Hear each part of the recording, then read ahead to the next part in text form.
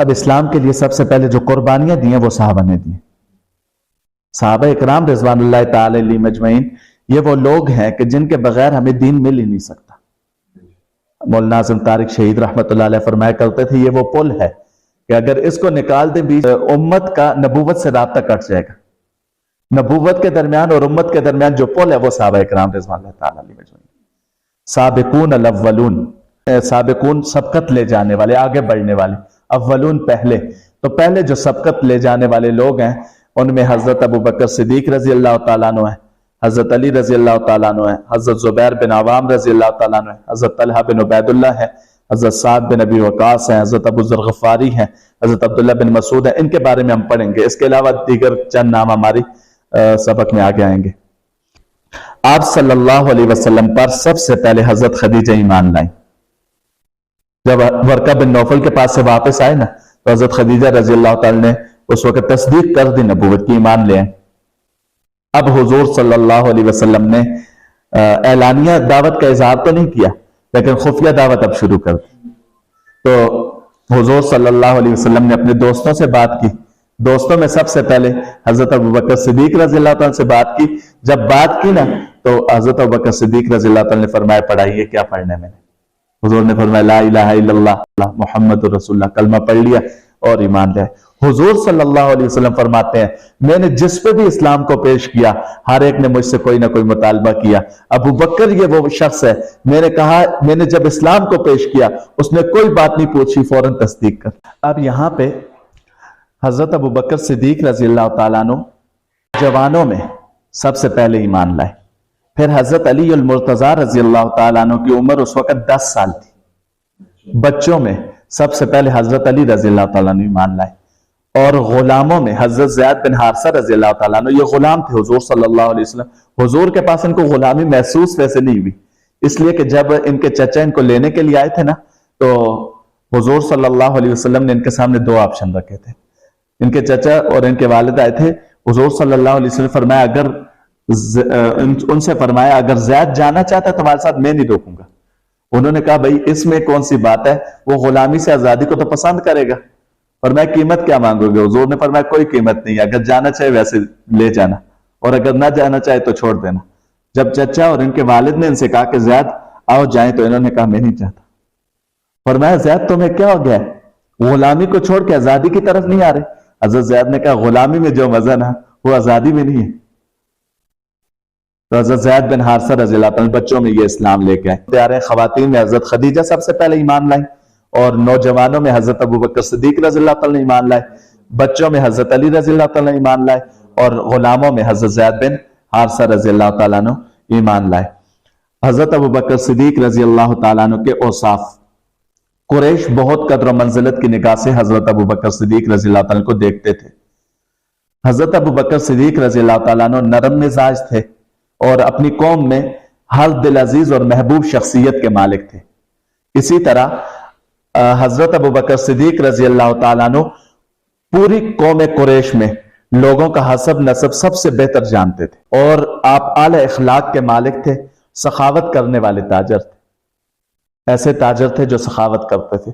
اس لیے کہ حضرت ابوبکر صدیق رضی اللہ تعالیٰ فرماتے ہیں کہ جب میں اسلام میں نے قبول کیا میرے پاس اس کے بعد مال و دولت بہت تھا، لیکن جب حضور صلی اللہ علیہ وسلم کے ساتھ ہجرت کر کے مدینہ چلا گیا اور مدینہ میں جا کے میرے پاس سارا مال ختم ہو گیا، میرے اسلام کے لیے خرچ کر دیا.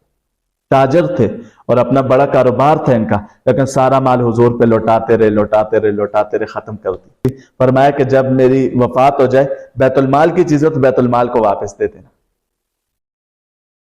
کل کو لوگ یہ نہ کہیں کہ ابو بکر بیت المال کی چیزیں لے کے. آج آپ نے ایک جملہ سنا ہوگا، کہتے ہیں حضرت ابو بکر حضرت فاطمہ کا حق لے گئے.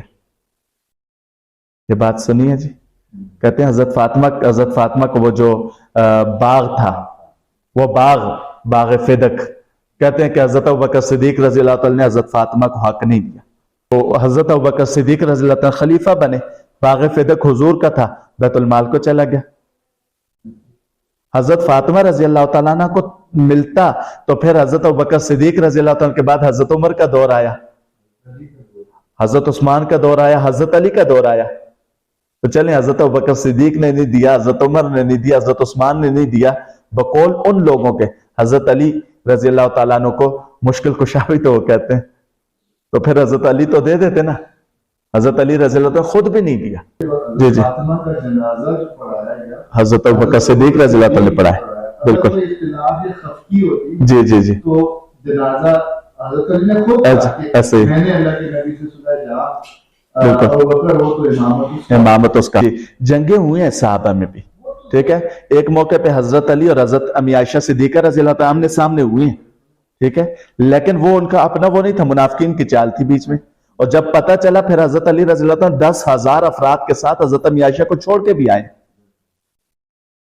اور حضرت امیر معاویہ رضی اللہ تعالیٰ کی حضرت علی سے بھی جنگ ہوئی، لیکن جب رومیوں نے حضرت امیر معاویہ رضی اللہ تعالیٰ سے کہا تھا کہ بھئی تم علی کے خلاف جنگ کرو، میں آپ کی مدد کرتا ہوں، حضرت امیر معاویہ رضی اللہ تاریخی جملہ کہا تھا، اے رومی کتے، اگر تم یہ کہتے ہو علی کے خلاف جنگ کرنے کا تو میں علی کی فوج کا پہلا سپاہی بن کر تیرے خلاف جنگ کروں گا. آپس میں تھی جنگیں، آپس میں تو گھر میں بھی، کیوں جی گھر میں بھی ہو جاتی ہے نا.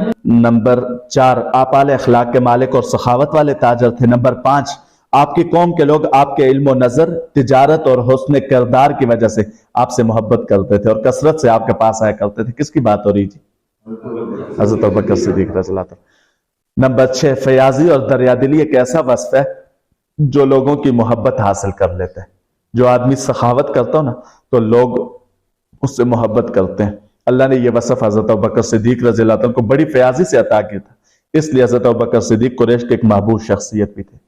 ابوبکر لوگوں سے اور لوگ حضرت ابوبکر سے بہت زیادہ محبت کرتے تھے. رسول اللہ صلی اللہ علیہ وسلم فرمایا میری امت کے لیے، میری امت کی سب سے زیادہ مہربان شخصیت حضرت ابوبکر صدیق ہے، سب سے زیادہ مہربان. اور آخر میں حضور صلی اللہ علیہ وسلم یہ بھی فرمایا تھا دنیا میں جتنے لوگوں نے مجھ پر احسانات کیے ہیں میں نے سب کے احسانات کا بدلہ چکا دیا ہے. ابوبکر میرا وہ صحابی ہے جس کے احسانات کا بدلہ میں دنیا میں نہیں دے سکا، کل قیامت والے دن اللہ ان کو بدلہ دیں گے. اور ایک روایت تو یہ بھی آتی ہے کہ حضور صلی اللہ علیہ وسلم جب قیامت والے دن سجدے میں گر جائیں گے، اللہ تعالیٰ فرمائیں گے کیا مانگتے ہو؟ حضور صلی اللہ علیہ وسلم سے کہا جائے گا اے میرے محبوب سجدے سے سر اٹھائیے، مانگیے کیا مانگنا چاہتے ہیں، سوال کیجئے کیا سوال کرنا چاہتے ہیں. حضور صلی اللہ علیہ وسلم فرمائیں گے اللہ حساب کتاب شروع کر لیں. حضور صلی اللہ علیہ وسلم سے فرمایا جائے گا حساب شروع کس سے کروں؟ تو روایات میں آتے حضور صلی اللہ علیہ وسلم کے دائیں ہاتھ میں حضرت ابوبکر صدیق رضی اللہ تعالیٰ کا ہاتھ ہوگا، یوں آگے کریں گے، فرمائیں گے اللہ اس سے حساب شروع کر. اللہ تعالیٰ فرمائیں گے ابوبکر وہ ہے جس نے دنیا میں میرے ساتھ حساب نہیں کیا، میں کیسے حساب کروں، جنت میں بھیج دیں گے. اللہ اکبر. اس کے بعد حضرت ابوبکر صدیق رضی اللہ تعالیٰ عنہ کے بارے میں آپ صلی اللہ علیہ وسلم کے بچپن کے دوست تھے، اس لیے جب اسلام کو قبول کیا دوست کو دوست پہ یقین ہوتا ہے، کوئی بات ہی نہیں پوچھی، فرمایا ٹھیک ہے. تجارتی اسفار کئی سفر حضور صلی اللہ علیہ وسلم کے اور حضرت ابوبکر صدیق رضی اللہ تعالیٰ کے ایک ساتھ ہوئے. اور پھر ابوبکر صدیق رضی اللہ تعالیٰ نے ایک موقع پہ ایک خواب دیکھا، اور وہ خواب یہ تھا، خواب میں دیکھا کہ ایک چاند مکہ میں اترا اور پھر اس چاند کے ٹکڑے ہو کر تمام گھروں میں چلا گیا، پھر تمام ٹکڑے دوبارہ جمع ہوئے اور چاند بن کر وہ حضرت ابوبکر صدیق کی گود میں آ گئے. ہجرت کی رات یہ چاند حضور صلی اللہ علیہ وسلم کی حضور صلی اللہ علیہ وسلم حضرت ابوبکر صدیق کی گود میں تھے نا جی. اور حضرت ابوبکر صدیق رضی اللہ عنہ سے ایک موقع پر حضور صلی اللہ علیہ وسلم نے اپنے پسند کی 3 چیزیں ذکر فرمائی. پھر یوں حضرت ابوبکر صدیق رضی اللہ عنہ کی طرف دیکھا. حضرت ابوبکر صدیق رضی اللہ عنہ نے جب اپنی 3 پسند کی ذکر فرمائی، ان کا محور و مرکز حضور کی ذات. اب حضرت علی رضی اللہ عنہ کا قبول اسلام، وہاں تک حضرت ابوبکر صدیق کی بات تھی. اور حضرت علی رضی اللہ تعالیٰ عنہ کی کفالت کا ذمہ حضور صلی اللہ علیہ وسلم نے خود اٹھایا تھا. آپ صلی اللہ علیہ وسلم اور حضرت خدیجہ کو ایک موقع پہ حضرت علی رضی اللہ تعالیٰ نماز پڑھتے ہوئے دیکھا، پھر سوال کیا تو حضور صلی اللہ علیہ وسلم نے بتایا کہ جس کے لیے اللہ تعالیٰ نے مجھے مبعوث کیا ہے اس کی عبادت ہے. تو حضرت علی رضی اللہ تعالیٰ عنہ نے بھی نماز شروع کر دی. پھر اپنے والد سے مشورہ کیا اور والد نے حضرت علی رضی اللہ تعالیٰ نے فرمایا کہ ابا جان میں نے تو ان کی باتوں پر عمل کر لیا ہے اور میں ان کے ساتھ ہو گیا ہوں. تو اب ابو طالب نے کہا ٹھیک ہے بیٹا، ان سے ہٹنا نہیں، ان کے ساتھ رہنا، ان کے ساتھ رہو گے کامیاب ہو جاؤ گے. پتہ تھا یہ حق ہے، فرمایا ان کے ساتھ چمٹے رہنا، ان سے ہٹنا نہیں ہے، ان کے ساتھ جڑے رہو گے کامیاب ہو جاؤ گے. اور اس کے بعد آپ صلی اللہ علیہ وسلم کی دعوت کو حضرت علی رضی اللہ تعالیٰ نے قبول کیا اور 10 سال کی عمر میں قبول اسلام ہوا. اس کے بعد حضور صلی اللہ علیہ وسلم کے جو غلام تھے حضرت زید بن حارثہ رضی اللہ تعالیٰ عنہ، حضور صلی اللہ علیہ وسلم جب ان سے بات کی، انہوں نے حضور صلی اللہ علیہ وسلم کی ساری عادتیں دیکھی تھی، فوراً اسلام قبول کر لی. اور یہ پہلے حضرت خدیجہ کے غلام تھے، پھر انہوں نے حضور صلی اللہ علیہ وسلم کو عنایت فرمائے. اس کے بعد حضور صلی اللہ علیہ وسلم کے گھر کی خصوصیات کہیں. پڑھیں جی، پہلا نقطہ کیا ہے جی؟ سارے احباب ذرا پڑھ لیں تو.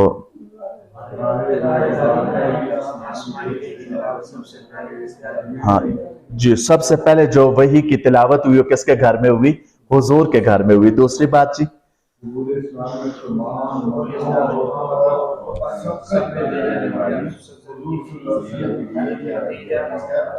ہاں، یعنی سب سے پہلے اسلام قبول کرنے والی خاتون وہ اسی گھر میں یعنی حضور کے گھر میں. تیسری بات جی؟ یعنی نماز جو قائم ہوئی وہ سب سے پہلے اسی گھر میں یعنی حضور صلی اللہ علیہ وسلم کے گھر میں سب سے پہلے نماز قائم ہوئی. اور اس کے بعد چوتھی بات جی؟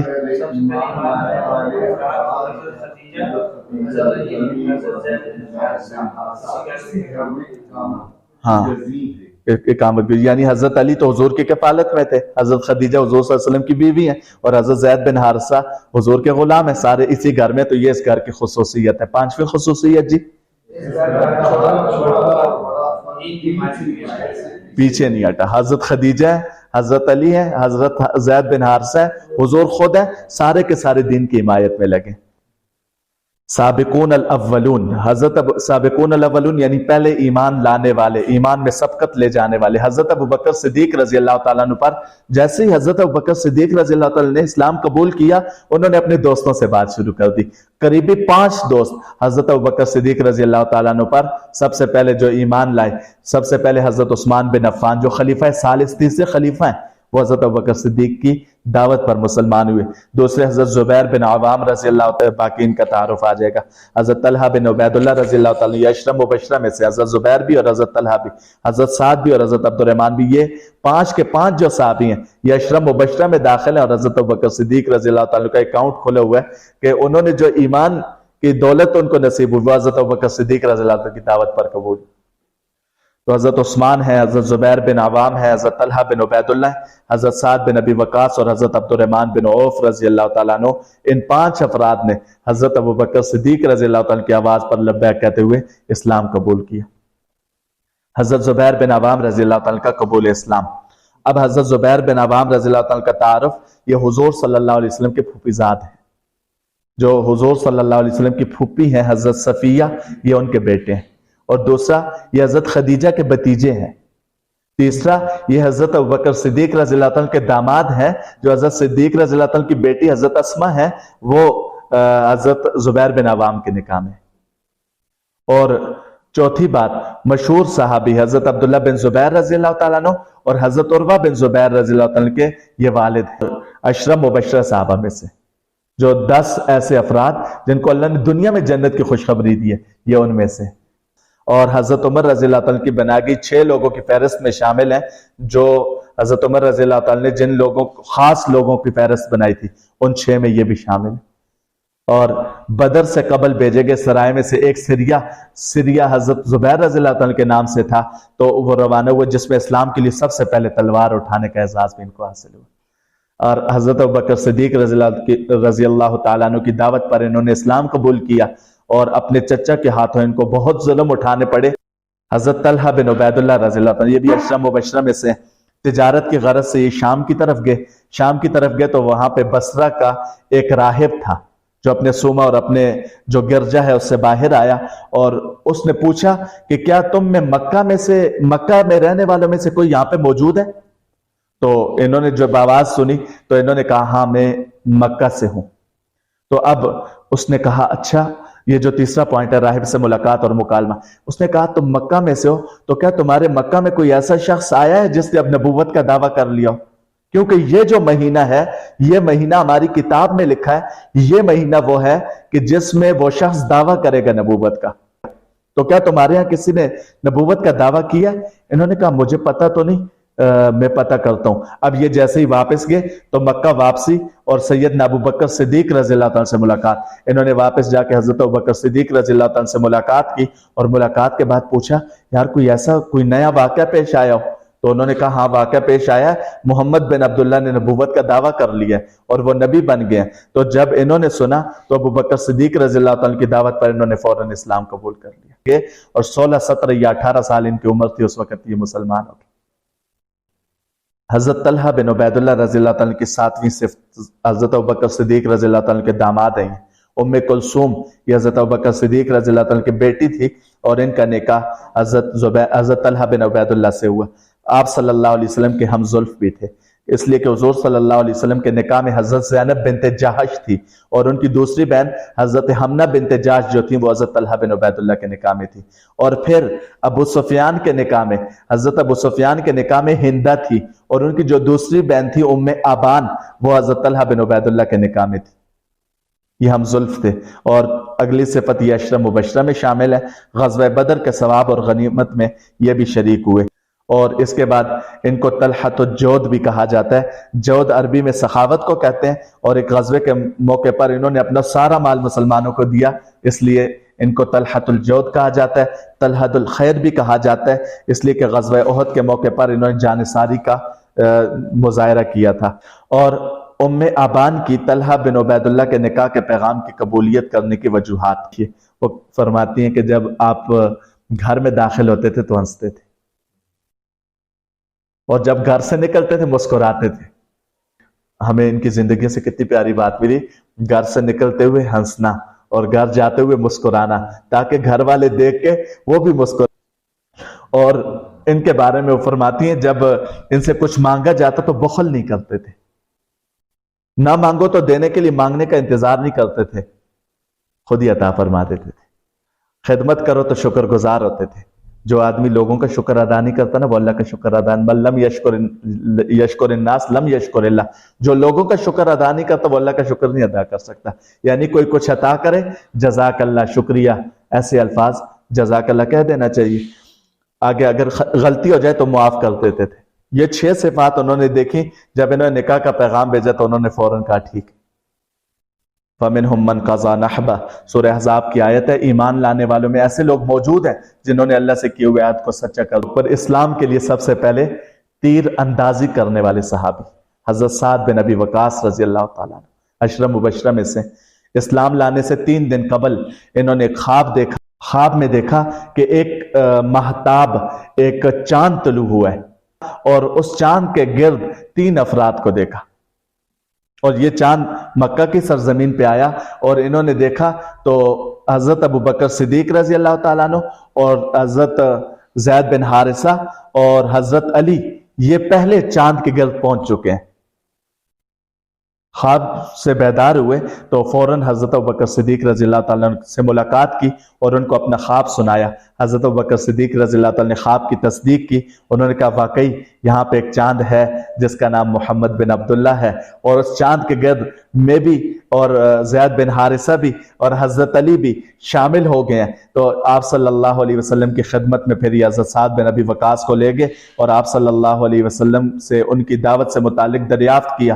حضور نے بتایا تو انہوں نے ساری دعوت حضرت سعد بن ابی وقاص نے سنی تو اسلام قبول کیا۔ یہ بھی عشرہ مبشرہ میں شامل ہے، اور اسلام کی خاطر سب سے پہلے تیر اندازی۔ اور یہ غزوہ احد کا موقع تھا، احد میں جرت اور شجاعت کا مظاہرہ۔ جب غزوہ احد کے موقع پہ ایک آواز لگی تھی نا حضور صلی اللہ علیہ وسلم کی شہادت کی، سب سے پہلے اسلام کے لیے تیر اندازی جو حضور کے پاس موجود تھے نا، حضرت سعد بن ابی وقاص تھے، انہوں نے تیر اندازی کی۔ اور باقی صحابہ تو حضور سے کہتے تھے کہ ہمارے ماں باپ آپ پہ قربان، لیکن اس موقع پہ حضور نے فرمایا تھا ارمی یا سعد فدا کا ابی و امی، اے سعد تیر اندازی کرتا جا، میرے ماں باپ آپ پہ قربان۔ آپ صلی اللہ علیہ وسلم کا حوصلہ بڑھانا، اس جملے کے ذریعے سے حضرت سعد بن ابی وقاص رضی اللہ تعالیٰ عنہ کا حوصلہ بڑھ گیا۔ اللہ اور اس کے رسول کے حکم، شریعت کے احکام کے مقابلے میں اگر کسی فرد کی بات آ جائے اور وہ شریعت کی بات سے متصادم ہو تو اس پر ہرگز عمل نہ کیا جائے۔ اس میں آج کل جو سب سے بڑی بات ہوتی ہے وہ کیا ہوتی ہے؟ کوئی حدیث بیان کرے نا، ہم کہتے ہیں یار میرا خیال یہ ہے، اللہ اور اس کے رسول، اللہ کے رسول کے بات کے بارے میں میرا خیال، کتنے افسوس کی بات ہے۔ تو اللہ تعالیٰ ہمیں ظاہراً اور باطناً حضور صلی اللہ علیہ وسلم کی سیرت کو اپنانے کی توفیق عطا فرمائے۔ پھر حضرت ابو ذر غفاری رضی اللہ تعالیٰ کا قبول اسلام ہے، سب سے پہلے انہوں نے بت پرستی سے بیزار ہو چکے، تھک چکے تھے بت پرستی سے. پھر حضور صلی اللہ علیہ وسلم کی نبوت کی ان کو خبر ملی تو انہوں نے اپنے بھائی اونیس ان کو روانہ کیا، کہا جاؤ دیکھ کے آؤ، مجھے خبر پہنچی ہے مکہ میں کوئی شخص ہے نبوت کا دعویٰ کرتا ہے، ذرا جا کے دیکھ کے آؤ. جب وہ آئے تو انہوں نے دیکھا، انہوں نے کہا کہ واقعی بھائی نے واپس آ کے بتایا کہ مکہ میں ایک شخص ہے جو شرک سے لوگوں کو روکتا ہے، بت پرستی سے روکتا ہے اور ایک اللہ کی طرف بلاتا ہے. اب بھائی نے یہ بھی کہا کہ آپ مکہ والوں سے محتاط رہیں، وہ نبی سے سخت بغض رکھتے ہیں اور ان سے سختی سے پیش آتے ہیں. لیکن بھائی نے ایک اور بات بھی کہی تھی. بھائی نے جب حضور صلی اللہ علیہ وسلم کا کلام سنا تھا نا، بھائی نے کہا تھا میں نے بڑے بڑے شاعروں کا کلام سنا ہے، ہر بڑے سے بڑے شاعر کو سنا ہے، ان کا کلام ایسا نہیں جو کسی شاعر کا کلام، اور شاعروں کے کلام سے بہت بڑھ کے ہے. لیکن حضرت ابو ذر غفاری رضی اللہ عنہ کو بھائی کے کلام سے کوئی تسلی نہیں ہوئی. انہوں نے کہا خود جاتا ہوں، خود رخت سفر باندھا اور حضور صلی اللہ علیہ وسلم کی خدمت میں حاضر ہوئے. حرم میں 3 دن تک مسافروں کی طرح گزارے انہوں نے، اور ساتھ ساتھ دیکھتے تھے حضور کے اعمال کو. اور حضرت علی رضی اللہ تعالیٰ کے ذریعے سے پھر حضور صلی اللہ علیہ وسلم کے پاس پہنچے. جب حضور صلی اللہ علیہ وسلم کی اداؤں کو دیکھ لیا نا تو سمجھ گئے کہ یہ کوئی عام شخص نہیں ہو سکتا، فوراً اسلام قبول کیا. اور پھر حضرت ابو ذر غفاری رضی اللہ تعالیٰ نے وہیں پہ بیت اللہ میں بآواز بلند اعلان کیا، کہا لوگو میں محمد بن عبداللہ پر ایمان لے آیا ہوں. قریش نے آپ کو خوب مارا پیٹا اور حضرت عباس رضی اللہ تعالیٰ نے پہنچائے، پر میں کیا کرتے ہو، ایک شخص کو قتل کر دو گے، چھوڑ دو ان کو. حضرت عباس نے بچایا. واپس گئے تو فوراً جا کے انہوں نے سب سے پہلے جو کام کیا، اور پھر ان دونوں بھائیوں نے والدہ کو اسلام کی دعوت دی اور والدہ نے بھی بڑی خوشی سے اسلام قبول کیا. بعد ازاں قبیلہ غفار کو دعوت دی، آدھا قبیلہ ان کی صرف دعوت کی وجہ سے مسلمان ہو گیا. اور حضرت ابو ذر غفاری رضی اللہ تعالیٰ کو حضور صلی اللہ علیہ وسلم نے 2 نصیحتیں کی. اللہ کے معاملے میں کسی ملامت کرنے والے کی ملامت کی پرواہ نہ کرنا، کتنی عظیم بات ہے. اور دوسرا، ہمیشہ سچی بات کرنی چاہیے، کتنی ہی کڑوی کیوں نہ ہو. سچی بات، آج کل سچی بات کہیں نا تو لوگ ناراض ہو جاتے ہیں، لیکن سچی بات نہ کہنے کی وجہ سے جو نقصانات ہوتے ہیں انسان دل ہی دل میں کوڑتا رہتا ہے، یار میں کہہ دیتا، یوں ہو جاتا. سچی بات کہہ دینی چاہیے. آج کل لوگ کس کو پسند کرتے ہیں؟ خوش آمدید کو. کوئی اگر کرے نا خوش آمد تو لوگ اس کو پسند کرتے ہیں، ٹھیک ہے. اور کوئی کہہ دینا بھائی آپ میں یہ غلطی ہے، وہ پھر کہتا ہے یار مجھے یہ کہہ دیا اس نے، ٹھیک ہے. لیکن حضور صلی اللہ علیہ وسلم کی جو تعلیمات ہیں وہ یہ ہیں کہ ہمیشہ سچی بات کرنی چاہیے، کتنی ہی کڑوی کیوں نہ ہو. اب اس کے بعد حضرت عبداللہ بن مسعود رضی اللہ تعالیٰ عنہ کا قبول اسلام آج کے سبق کی ہماری آخری سلائیڈ ہے. حضرت عبداللہ بن مسعود رضی اللہ تعالیٰ عنہ یہ وہ صحابی ہیں جن کو حضور نے فرمایا فقیہ ھذہ الامہ، اس امت کے سب سے بڑے فقیہ، دین کی سمجھ رکھنے والے. جن 4 لوگوں سے متعلق حضور نے فرمایا تھا ان سے قرآن سیکھو، ان میں سے ایک حضرت عبداللہ بن مسعود رضی اللہ تعالیٰ عنہ. اور آپ صلی اللہ علیہ وسلم کے خادم خاص بھی تھے. حضور کے جوتے مبارک، نالین مبارک اور آپ کی مسواک حضرت عبداللہ بن مسعود رضی اللہ تعالیٰ کے پاس ہوتی تھی. فقہاء اور مفسرین صحابہ. پھر حضرت عبداللہ بن مسعود رضی اللہ تعالیٰ فرماتے ہیں عقبہ بن ابی معیط کی بکریاں مکہ سے باہر ایک جگہ میں چرا رہا تھا تو بکریاں چرانے کے دوران میں نے دیکھا 2 شخص میری طرف آئے. ایک حضور تھے، ایک حضرت ابوبکر تھے. تو فرمایا 2 شخص میری طرف آئے، فرمایا کہ ایک بکری ذرا دودھ والی لے کے آؤ. تو میں نے کہا میں تو امانت دار ہوں، یعنی میری بکریاں اپنی تو نہیں ہے نا، میں تمہیں کیوں دودھ پلاؤں، میں تو امین ہوں، امانت دار ہوں. تو مجھے حضور صلی اللہ علیہ وسلم فرمایا ایسی بکری لے کے آؤ جس کے تھنوں میں دودھ نہ ہو. اب بغیر دودھ والی بکری، اب امانت میں خیانت تو نہیں ہو رہی. تو فرماتے ہیں میں ایک بکری لے کے آیا جس کے تھنوں میں دودھ نہیں تھا. حضور صلی اللہ علیہ وسلم کچھ پڑھ کے اس کے تھنوں پہ ہاتھ پھیرا، دودھ سے بھر گئے. خود بھی دودھ نوش فرمایا اور حضرت ابوبکر صدیق رضی اللہ تعالیٰ نوش فرمایا، مجھے بھی دودھ پلایا، میں نے بھی پیا. پھر حضور صلی اللہ علیہ وسلم نے فرمایا کہ اے اللہ اس کے تھنوں سے دودھ ختم فرما. بعد حضرت عبداللہ بن مسعود رضی اللہ تعالیٰ فرماتے ہیں کہ بکریوں کے دودھ کا یہ معجزہ دیکھ کر میں نے کہا مجھے بھی کلمہ پڑھا دیں. مجھے حضور نے کلمہ پڑھایا اور میں بھی دائرہ اسلام میں داخل ہوں. تو یہ حضرت عبداللہ بن مسعود رضی اللہ تعالیٰ کا قبول اسلام تھا. یہ صحابہ اکرام کی وہ ابتدائی جماعت ہے جو حضور صلی اللہ علیہ وسلم کے گرد جمع ہو رہی ہے، اور اس جماعت میں بھی حضرت ابوبکر صدیق رضی اللہ تعالیٰ نے زیادہ افراد پہ محنت کی اور یہ حضور صلی اللہ علیہ وسلم کے پاس آ گئے. آج کی سنت ہے وہ ہے مسواک. ایک ایسی سنت ہے اس کے بہت زیادہ فائدے، بہت زیادہ فائدے۔ حضور صلی اللہ علیہ وسلم نے فرمایا السواک مطہرۃ للفم ومرضاۃ للرب، مسواک منہ کی بیماریوں کی دوا ہے اور اللہ کو راضی کرنے والی چیز ہے۔ انشاءاللہ ہم آج سے اس اگلے ہفتے، اس پورے ہفتے میں مسواک کا اہتمام کریں گے۔